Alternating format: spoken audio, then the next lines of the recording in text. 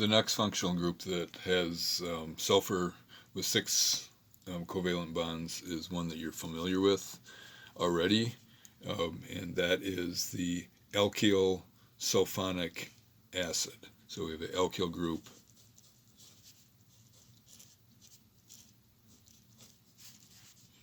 So alkyl sulfonic acid. And so one example that you are familiar with is the benzene sulfonic acid. And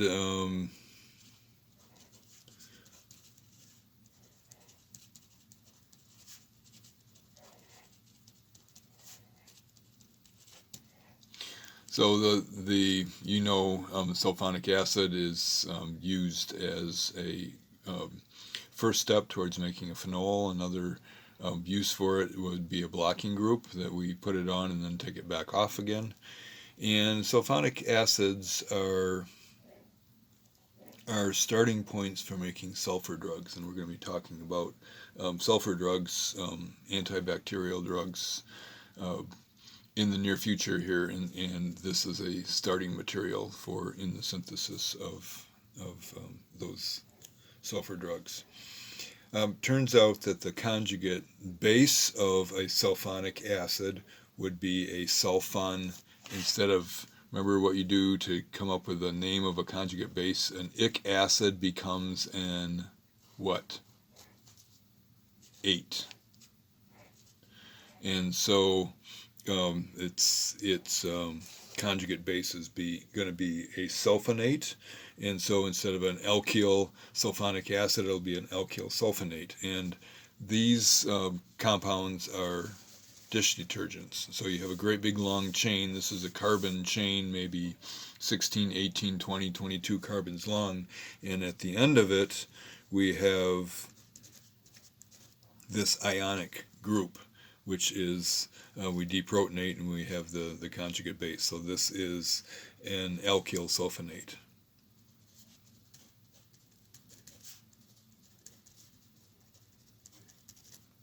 And you can figure out how this works. This negative charge is strongly hydrogen bonded to by water. And so this dish detergent is strongly attracted to water molecules, and then this non-polar chain, that part of the molecule is attracted to other non-polar molecules that are grease molecules. What I'm drawing here is a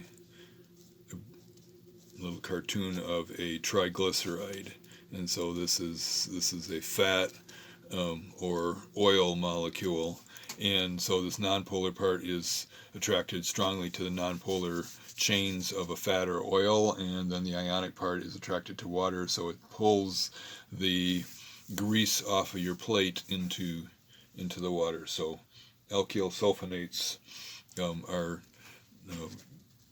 the common molecules in dish detergents.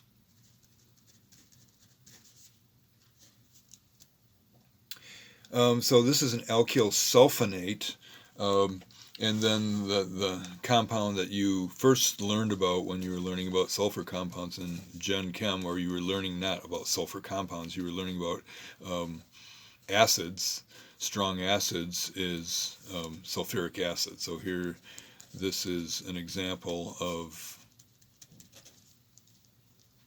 another example of a compound with 6 bonds to sulfur. And so then if you replace the hydrogens on sulfuric acid with alkyl groups, then, well, when you remove one hydrogen, then it is a bisulfate ion or hydrogen sulfate ion. Remove both of them and it's called the sulfate ion.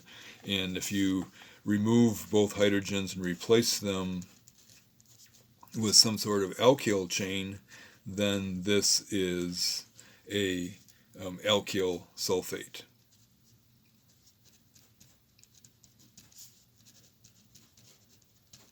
So there's a kind of a range of compounds that have sulfur in them, and what you should be able to do is to recognize recognize the functional group. So if you see a sulfone, you should be able to recognize it. If you've seen a sulfoxide, an alkyl sulfate, you should be able to recognize it, and you should be able to name just the simple sulfide compounds, alkyl space sulfide, or the simple thiols, the name of the alkane run right into the word thiol.